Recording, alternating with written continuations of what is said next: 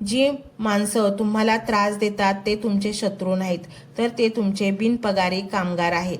होय, तुम्ही बरोबर ऐकलं की माणसं तुमच्याबद्दल वाईट बोलून, तुमचा छळ करून तुमची पापं स्वतःच्या माथ्यावर घेत आहेत आणि तुमचं पुण्य वाढवत आहेत.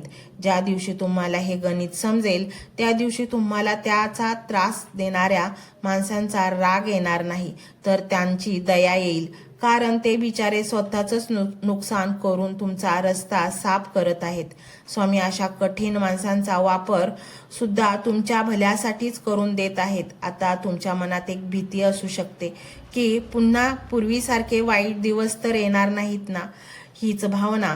यावर स्वामींचं उत्तर स्पष्ट आहे. जोपर्यंत तुम्ही स्वामींचा हात धरला आहे तोपर्यंत काळाची काय बिशाद की तो तुमच्याकडे वाकड्या नजरेने बघेल. एक गोष्ट कायम लक्षात ठेवा, वाघाच्या गुहेत शिरण्याची हिंमत कुणाचीच नसते आणि तुम्ही तर आता साक्षात अक्कलकोट स्वामींच्या गुहेत त्यांच्या आश्रयाला आला आहात.